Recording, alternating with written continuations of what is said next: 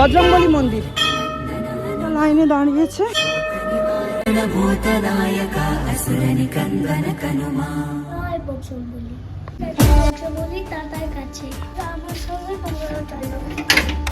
তিন ধরনের মানুষ হয়। এক ধরনের মানুষ হচ্ছে আদর্শ মানুষ, যেরকম মানুষ আমরা চাই কিন্তু আমরা কেউই নই। দ্বিতীয় ধরনের মানুষ হচ্ছে পুরুষ মানুষ এবং তৃতীয় ধরনের মানুষ হচ্ছে মেয়ে মানুষ। পুরুষ মানুষ আর মেয়ে মানুষের মধ্যে জীবনধারার পদ্ধতি আলাদা, ভাবনা চিন্তার ধারা আলাদা, সমস্যা আলাদা, সমাধানের পথও আলাদা। উল্টো পাল্টা ভাড়া বললেই মাথাটা আমার গরম হয়ে যায়। আমি মাসে 2-3 বার যাচ্ছি বলে 100 টাকা দিবে। আর এইসব মেয়ে মানুষদের জীবনে সব থেকে বড় একটা সমস্যা হচ্ছে মন খারাপের সমস্যা। এখন একটা শব্দ খুব ইউজ হয় না, ডিপ্রেশন। অ্যাকচুয়ালি ডিপ্রেশন নিয়ে কথা অনেক কম হয়। প্রতিটা বাড়িতেই এমন একজন মেয়ে মানুষ অবশ্যই আছে যার ডিপ্রেশন রয়েছে। শরীর থাকলেই যেমন শরীর খারাপ হবে, তেমনি মন থাকলেই হবে মন খারাপ। অথচ ভেবে দেখো, কারোর সাথে দেখা হলেই আমরা যত সহজে বলতে পারি আমার শরীর খারাপ, তত সহজে কিন্তু বলতে পারি না আমার মন খারাপ। যেন মন খারাপ হওয়াটা অনেক বড় অপরাধের জিনিস। তবে কেন এই ব্লগে আমি এই কথাটা বারবার বলছি? আসল উদ্দেশ্য হচ্ছে শুধু যে হরমোনাল কারণে বা শারীরিক অসুস্থতার কারণে মন খারাপ বা ডিপ্রেশন হয় তা কিন্তু নয়। অনেক সময় নজরের কারণেও কিন্তু মন খারাপ হয়। যদি হরমোনাল বা শারীরিক কোনো সমস্যায় মন খারাপ হয় তা কিন্তু 2 বা 3 দিনে সেরে যায়। কিন্তু যদি মনে হয় যে এই মন খারাপ বা ডিপ্রেশনটা বড্ড বেশি লং স্টে করছে, তাহলে কিন্তু নজরের কথাটা অবশ্যই ভেবে দেখো।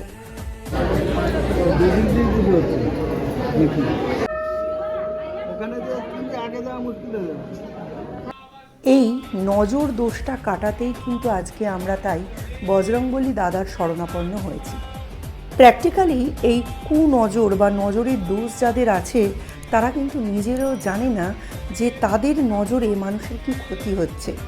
অথচ আপনার সন্তানের ভালো রেজাল্ট, আপনার সন্তানের ভালো চাকরি, আপনার সন্তানের ভালো বিয়ে, আপনার সংসারে প্রতিপত্তি বা আপনি নতুন বাড়ি বানাচ্ছেন, সব কিছুতে কিন্তু নজর লাগে।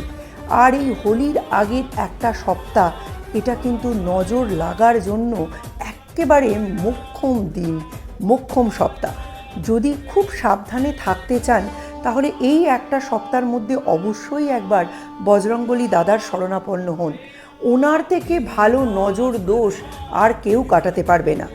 আরও একটা টোটকা আছে যেটা আজকের ব্লগেই আমি আপনাদের সঙ্গে শেয়ার করতে চলেছি। ঠিক ন্যাড়া পোড়ার আগের দিন একটু গোবর আর একটু গোচনা জোগাড় করুন। তারপর একটু পাত্রের মধ্যে সেটা নিয়ে তার উপর একটি পান পাতায় একটি সুপারি, একটি গোলমরিচ এবং একটি লবঙ্গ একসাথে নিয়ে কর্পূর সহযোগে জ্বালান। তারপর যে ছাইটা হয় সেই ছাইটা ন্যাড়া পোড়ার সময় তাতে দান করে দিন। এরপরে সেই ছাই, ন্যাড়া পোড়ার যে ছাই, সেটা আপনার গৃহের কোনায় কোনায় বিভিন্ন জায়গায় হোলির দিন স্থাপন করুন। দেখবেন নজর দোষ কেটে যাচ্ছে। আর অবশ্যই হোলির আগের এই একটা সপ্তাহে কারুর কাছ থেকে কোনো উপহার স্বরূপ নতুন বস্ত্র বা মিষ্টি কিছু অ্যাকসেপ্ট করবেন না।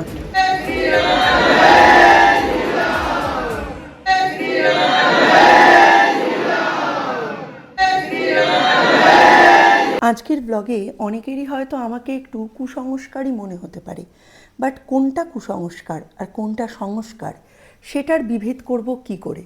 শুনে নিন। যে সংস্কার মানুষের ক্ষতি করে না তা সংস্কার, আর যে সংস্কার মানুষের ক্ষতি করে সেটা কুসংস্কার। আমার সংসার, আমার সন্তান, আমার পরিবারের মঙ্গলার্থে যদি কিছু নিয়ম মেনে চলি আমার সনাতনী ধর্ম অনুসারী, সেটাই হচ্ছে সংস্কার। আমাদের তাড়াতাড়ি পুজোটা দেওয়া হয়ে গেছে। এখন বাজে সবে 11টা। আমাদের পুজো দেওয়া কমপ্লিট। খুব সুন্দর করে অঞ্জলি দিতে পেরেছি, সব কিছুই খুব সুন্দর করে পেরেছি।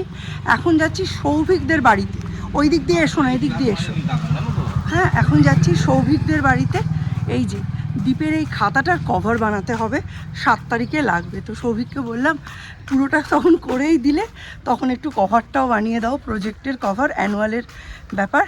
তো ওই জন্য সৌভিককে বললাম যে তোর বাড়িতেই পৌঁছে দেবো। এই মাদ্রাল হনুমান মন্দিরের কাছেই ওর বাড়ি, তো এক যাত্রায় আর পৃথক ফল হবে না। পুজোও দেওয়া হলো, আর সৌভিকদের বাড়ি খাতাটা পৌঁছে দিলে 6 তারিখের মধ্যে ও কভারটা বানিয়ে আমায় দিয়েও দিতে পারবে। মানে ওই পুজো দিতে এসে রথ দেখা, কলা বেচা দুটোই হলো। ব্লগে তোমরা দেখতেই পেয়েছো আমি আর সৌর্য আম্মা দাদার সঙ্গে গিয়েছিলাম বজরংবলী মন্দিরে পুজো দিতে। আম্মার মানসিক ছিল, রাজার ওপর সম্ভবত কোনো নজর পড়েছিল। রাজার প্রচুর প্রচুর প্রচুর মেডিকেল টেস্ট হয়েছে, অথচ কোনো রোগ ধরা পড়ছিল না, কিন্তু রাজা বারংবার অজ্ঞান হয়ে যাচ্ছিল। আর সেই কারণেই দিশেহারা হয়ে তিনি মানসিক করেন যে বজরংবলী দাদার কাছে পুজো দেব, তাই এই পুজো দিতে আসা। এবং সেই নজর কাটানোর উদ্দেশ্যেই তিনি যেহেতু পুজোটা দিয়েছিলেন, রাজা এখন সম্পূর্ণ সুস্থ, এবং সেই কারণেই আমি তোমাদের সাথে এতগুলো কথা বললাম। শেষমেশ একটাই কথা তোমাদের বলতে চাই, মানো তো শিবলিঙ্গ হ্যাঁ, না মানো তো পাথর। ঠিক বললাম কি না? পাথরগুলো কি যে গরম হয়েছে। পিসেমশাই বসে আছে, কচুরি টচুরি খাচ্ছে, তরকারি খাচ্ছে।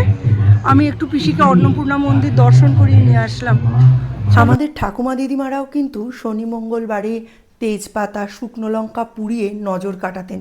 সব কিছু কিন্তু কুসংস্কার বলে হেলায় ফেলে দেওয়া যায় না, ফেলে দেওয়া উচিতও নয়।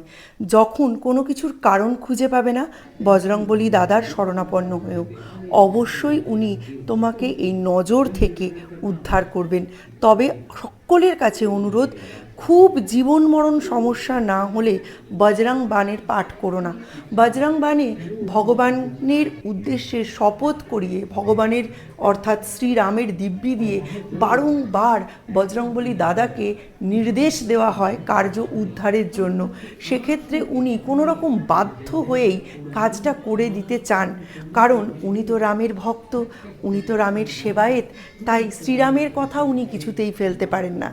সেই জন্যই বলছি, খুব অবস্থা খারাপ না হলে, দেওয়ালে খুব পিঠ ঠেকে না গেলে, জীবন মরণ সমস্যা না হলে প্লিজ বজরং বাণ পাঠ করো না। আমি এত হনুমানজির সেবা করি, কিন্তু আমি বজরং বাণ একটি অকেশনে একবারই পাঠ করেছিলাম, আর আমি কোনোদিন পাঠও করি না। এমনকি বজরং বাণ কোথাও চললে আমি কান বন্ধ করে থাকি। কোনো শর্টস বা রিলসেও যদি বজরং বাণ পাঠ হয়, আমি সঙ্গে সঙ্গে সোয়াইপ করে বেরিয়ে যাই। আমি কোনোভাবে ভগবানের দোহাই দিয়ে, ভক্তকে দিয়ে আমার নিজের কাজ করাতে চাই না। इसलिए मां अन्नपूर्णा के इस पुराने मंदिर के गाँव जितनी था सहयोग करें अपने बच्चों से यह पुरानी सच्ची जागृत पवित्र मां। এই যে সৌভিকদের বাড়িতে 4খানা মিষ্টি দিয়েছিল, একটাও খেলো না, বিস্কুট খেলো না, কেক খেলো না। আর এখন যেই আম্মা খাচ্ছে, ব্যাস আম্মার চেলাও সঙ্গে সঙ্গে খেতে লেগেছে। এবার মিষ্টি দিয়ে লুচি খাচ্ছে। আমি চা খেলাম না। ও আরেকটা পিসেমশাই চা খেয়েছে বলে মিষ্টি খাবে না। আমিও তো চা মিষ্টি দুটোই খেয়ে এসেছি। ওই দেখো, আমি কিছু খেয়ে আসি, আমি চা বিস্কুটই না খেয়ে এসেছি। এই যে এখন সৌভিকদের বাড়ি থেকে চা মিষ্টি খেয়ে আসলাম, এখন আর খাবো না আমি। লাগিয়ে খাও। টাকা ধরে দিয়ে দিলে হ্যাঁ ওরা করে দেবে সব। হ্যাঁ হ্যাঁ হ্যাঁ, তোমার যা ওটা আমি ফোন করে জিজ্ঞাসা করেছিলাম, যে দ্বীপের সময় জিজ্ঞাসা করেছিলাম। তাই না? বললো আমাদের যদি টাকা দিয়ে দেন, আপনারা যেরকম বলবেন আমরা করে দেবো।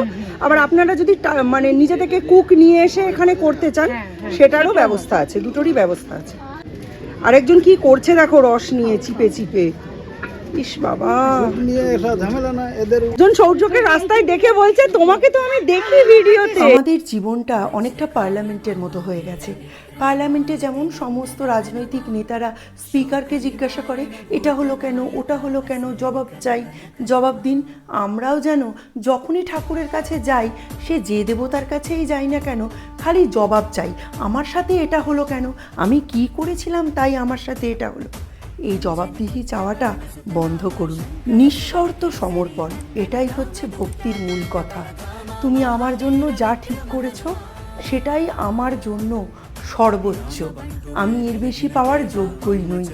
তুমি আমার জন্য এখনো অবধি যা করেছো, আমি তার থেকে বেশি তোমার কাছে কিছু পাওয়ার যোগ্যতাই রাখি না।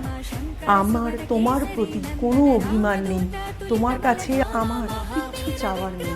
তুমি যেভাবে আমায় রেখেছো আমি সেভাবেই সর্বোচ্চ সুখী। এই নিঃশর্ত সমর্পণ, এই উপাসনা যতক্ষণ না তোমার মধ্যে আসবে, ভগবান তোমার থেকে দূরেই থাকবেন। তাই আজকের ব্লগটা এখানেই শেষ করছি। নতুন ব্লগে দেখা হবে বন্ধুরা। সকলকে অনেক অনেক నీ సింధూరం అభయప్రదం భవసాగర నీ దివ్య రూపం